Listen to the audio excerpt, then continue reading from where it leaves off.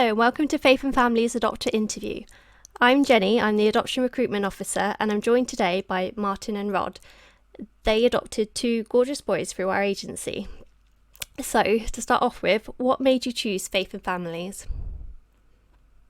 Well, I went to an open evening myself quite early on in our sort of thinking about adoption, and personally I just got a very good vibe from Faith and Families. It felt very welcoming.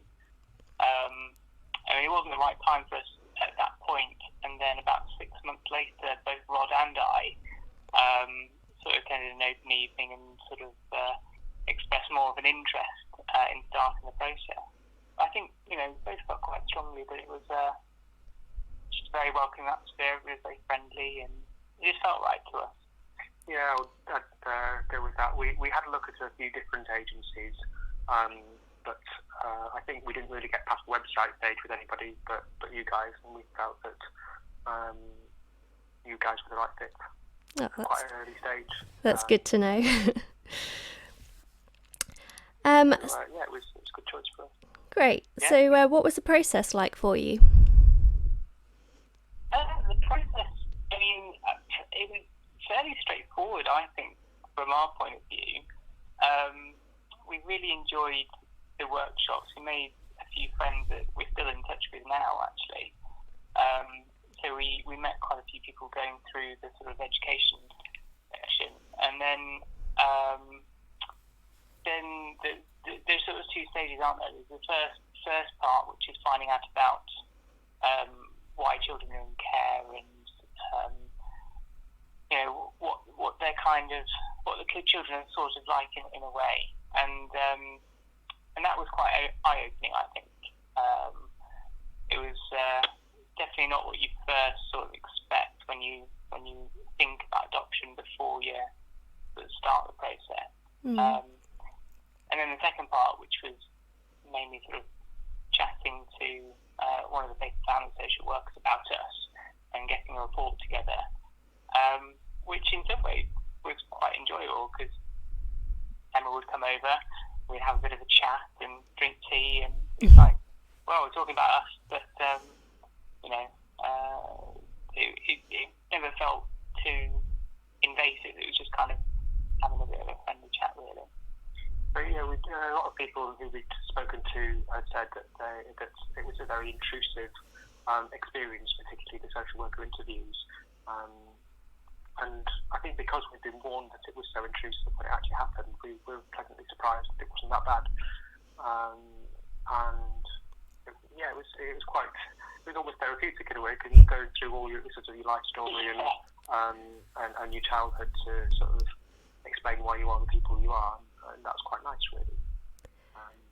And hopefully through the learning you kind of understand why it's so intrusive and why we ask all the questions. So I don't think there were any questions that we were asked through the whole process that either of us felt were inappropriate questions or particular, or just sort of being intrusive for intrusiveness' sake. I think we thought it was all sort of appropriate, and we understood the reasons for everything. Likewise, when we first went, as we were going through our application, it was suggested that we might consider getting more experience working with or looking after children. And initially we thought, okay, that's a bit much, but actually, so we spoke to a friend who's a head teacher at a primary school who said she'd be more than happy for us to come and help out as free teaching assistants. And actually, that was one of the best experiences. We really got so much out of working with kids, and we'd assumed that through the jobs that we do, we have some involvement with children, and we'd assumed that would be enough to give us some idea. But actually, working in a school gave us such a much broader range of skills than we had before, and such a much better idea of how to interact with kids. So it was once we got over the how is this going to sort of fit in our lives, how are we going to make time to do this, it was a really good experience. Yeah, and actually I second that. And we actually got children from a broad range of backgrounds, and even some of whom had been adopted themselves. And we actually got to see firsthand the kinds of issues that the children have to deal with, and also how the staff at school kind of help to manage those. So it's very interesting, really useful experience. I guess a bit of an eye-opener for you. Absolutely, yeah, absolutely. Because you don't really know what to expect before you start the process, and then, you have an idea in your head, but it's completely different to when you're actually going through it, and you sort of start to understand things from a more child perspective, rather than thinking about, we want to adopt because we really like the idea of having a family and having children. Our perspective changed so much through the process, and thinking about things from the perspective of the child, and what they've gone through, and how we can help them to sort of achieve their best potential, I guess. So I mentioned you adopted 2 boys. How did you choose your boys? So yeah, we eventually found our boys through Linkmaker, which we found was very, very helpful, very useful once we got over the initial weirdness.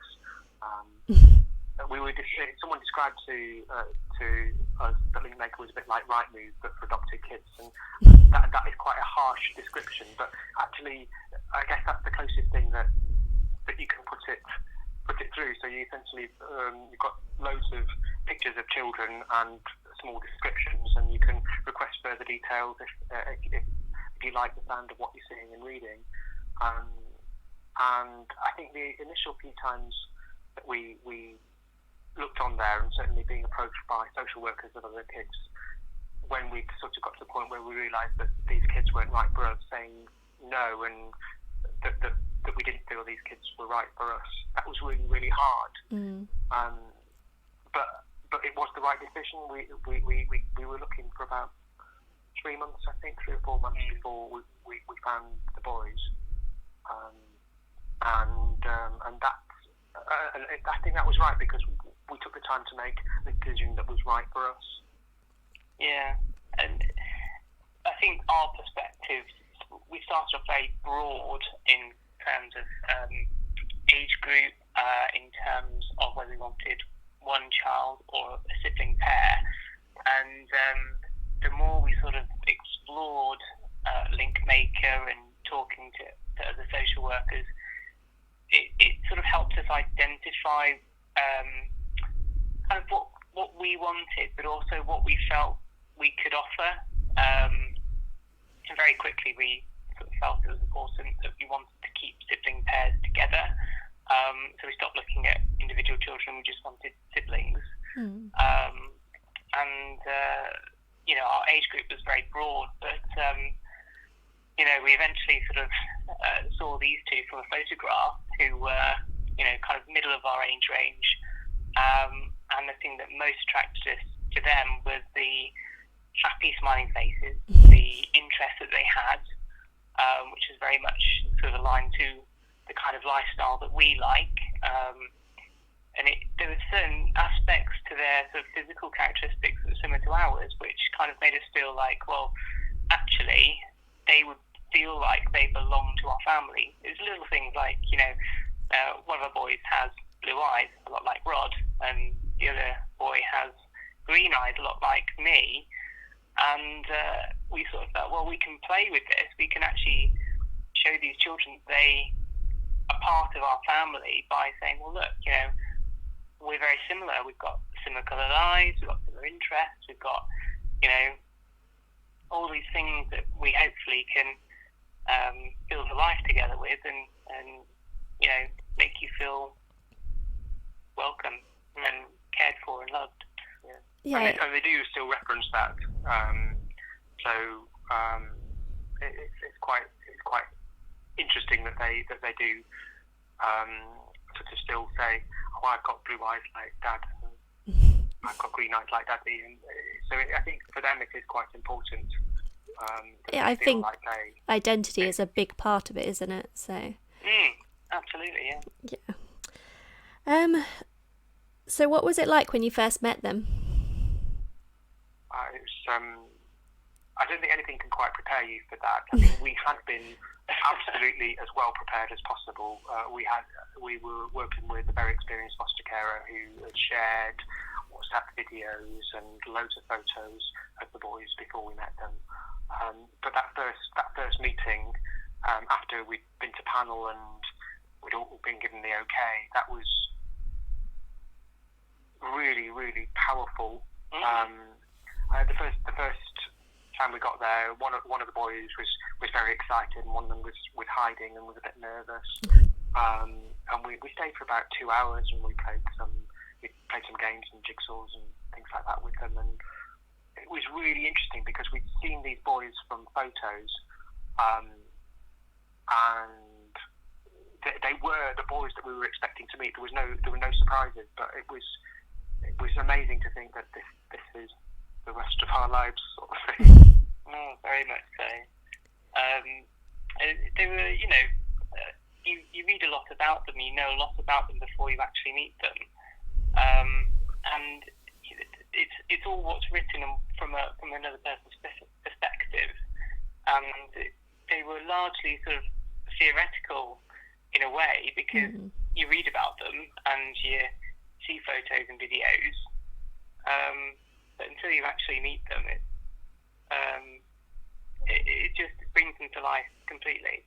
And as Rod said, they were the children that we were expecting in many ways, but we got to know them so much more deeply. We got to know about their quirks and their personalities in the first sort of introduction, and yeah, we saw a whole spectrum of behaviour in those in the introduction. It was exceptionally intense and very, very tiring. But it was absolutely amazing in equal measure. Absolutely amazing, and we felt so strongly throughout that these were our children. We were pretty taken with them.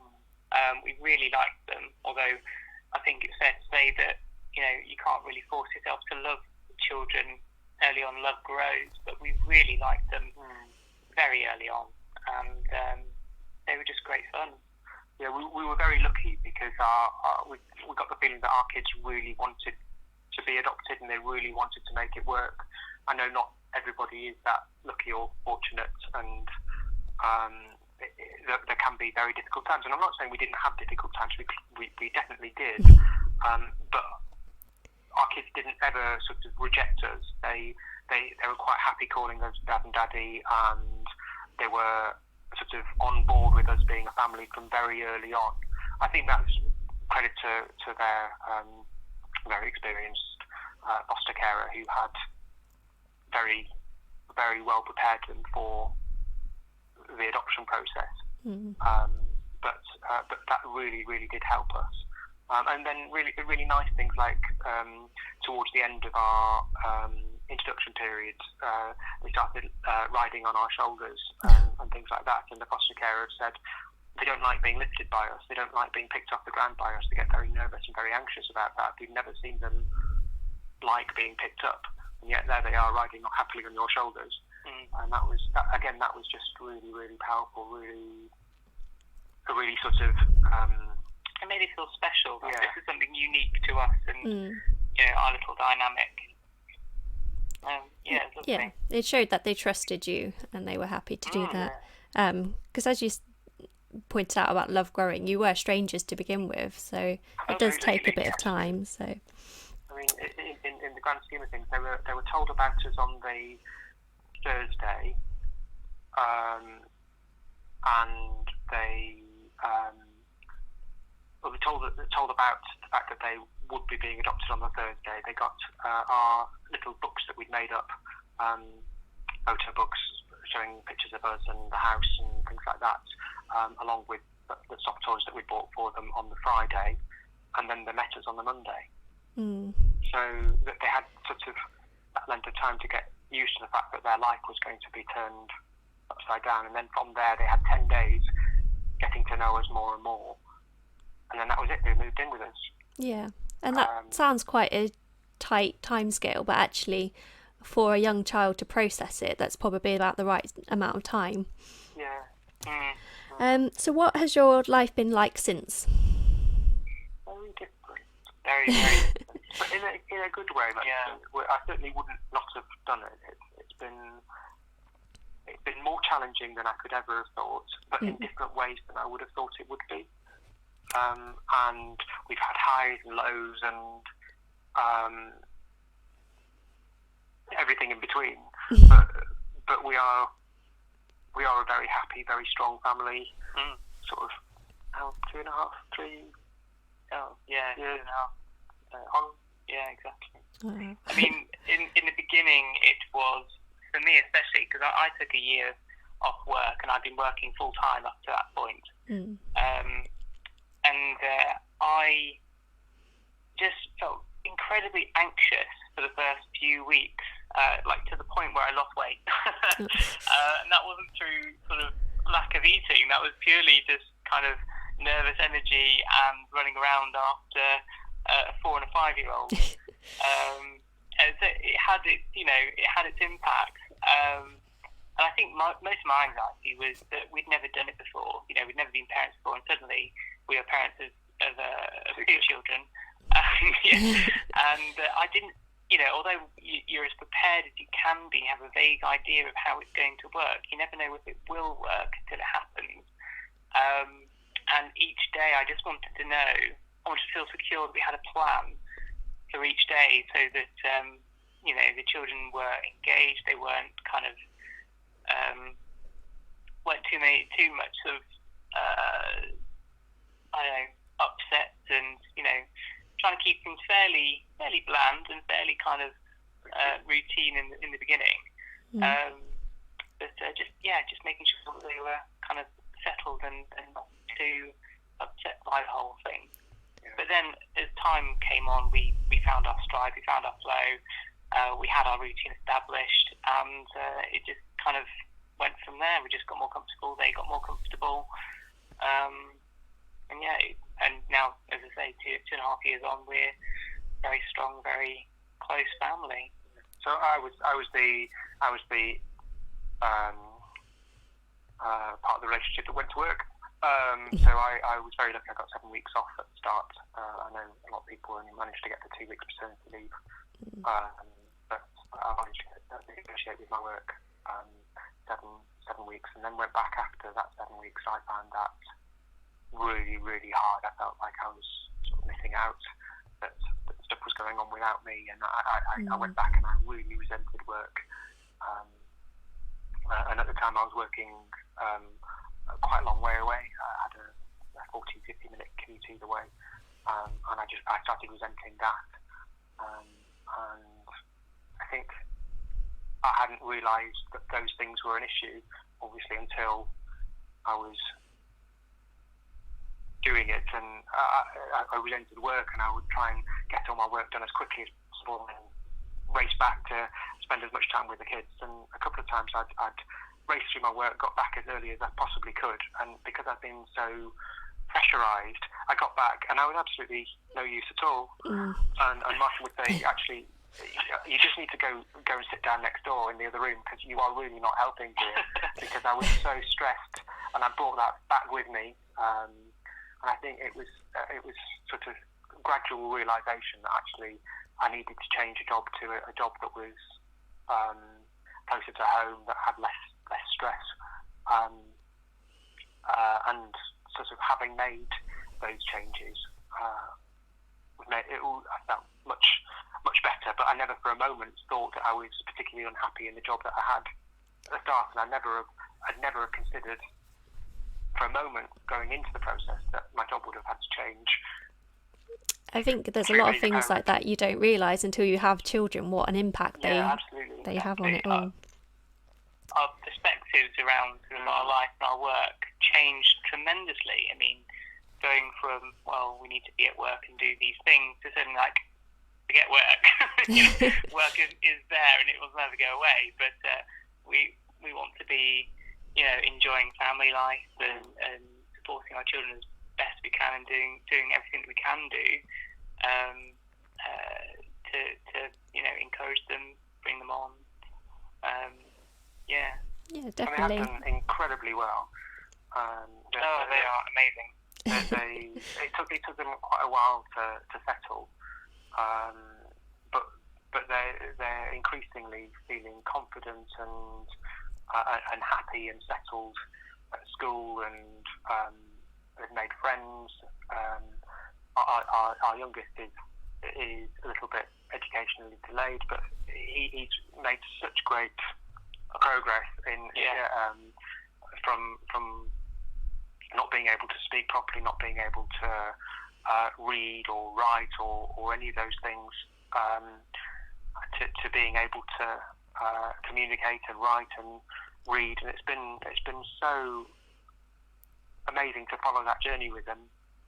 Yeah. I was going to ask what some of the highlights have been, but that sounds like definitely one of them, watching them grow. And watching them grow. It's really, really, really fun watching them grow and watching them learn. And we're very fortunate that they are happy learners. They do enjoy, but again, we're very lucky with the school that they go to. That they're very, very supportive, and they've kept the learning fun for them. And we try to keep it as low stress as possible, but with the knowledge that they do need to learn, and they're doing really, really well. I think some of the highlights for me, similarly, sort of in terms of how they're growing and developing, but things like being able to ride without stabilisers. Just little milestones that they've done that with us, and they've learned that with us, and that's kind of, I don't know, it's just something very special about that.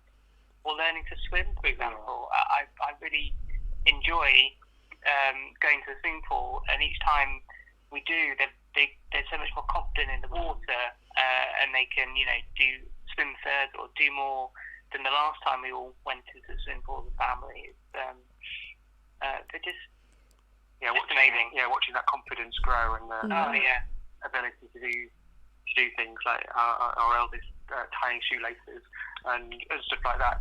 He's so proud, and he moved up to junior school last year, and he chose school shoes that had laces. And none of his peers have shoes with laces. He really wanted laces because he knew how to tie them now, and it was really, really interesting. And that was all him.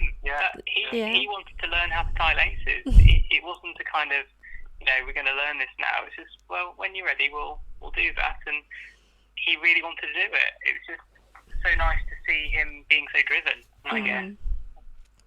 It sounds lovely, all of those moments. They just, that's just really, really lovely. My last question for you, what would you say to anybody who's considering adoption? I think very carefully, because it is a very difficult journey, and it's not plain sailing at all. It turns your life upside down, but it is one of the most rewarding things that you can do. I think sort of knowing that these kids have had such a bad start in life, and that you can make a real difference to how the rest of their life goes, it's an amazing thing to do. It's really rewarding for you, but it's life-changing for them, and that's quite nice, really. Yeah, I'd echo that. It's, before we started this process, we had an idea in our heads about wanting a family and what it would be like. And the process, as I say, turns your perspective around into thinking about what the kids' lives are like, what they have been like, and what they could be like in the future. And there's so much to learn, and there's so much to kind of practice. And we never get it right, not 100% Who does? for sure. Nobody. But it's about having, I guess, resilience and knowing that you're not going to get it right right, and it's okay to get it wrong, and not to beat yourself up about it, but just to do the best you can, because that's what anybody really does. And the thing that's really helped us is kind of keeping ourselves in the loop, keeping ourselves educated, reading up on stuff. Whenever we don't know things, we'll, ask a social worker, ask a therapist, ask a friend who's got that kind of experience. So having those kind of networks of support is so important. I think the other thing that's been really good for us, and that we're very lucky about, is that we work well as a team. I think going into it as a team and supporting each other is really, really, really important. Knowing that we've sort of got each other's backs, and sometimes it's not easy. Sometimes when one of us turns around to the other and says, "This is too much for you. You need to go and calm down, and I'll take over." That can be really hard. But knowing that someone else is there to sort of step in when it all gets too much is really good, because they do test you. Our kids are very, very testing at times, and sometimes you do lose perspective in the moment. We are all human, and although we try as much as possible to be brilliant therapeutic parents, doesn't always happen, does it? Sometimes you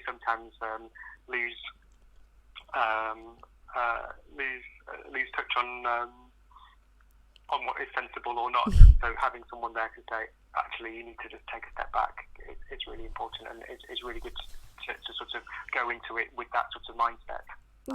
Definitely. Oh, well, thank you very much. I really appreciate your time. It's been lovely to hear about your journey, and hopefully it will inspire other people to follow in your footsteps. So I'm going to leave you now to enjoy the rest of your evening. Thank you. Thank you very much. Thanks. Bye. Bye. Take care. Bye. If you're interested in adopting and want to find out more, especially after hearing Rod and Martin's story, please give us a call on 0115 955 8811, or you can visit our website www.faithandfamilies.org, or send us an email at inquiries@faithandfamilies.org. We have social workers working Monday to Friday who are more than happy to answer any of your questions. Thank you for listening.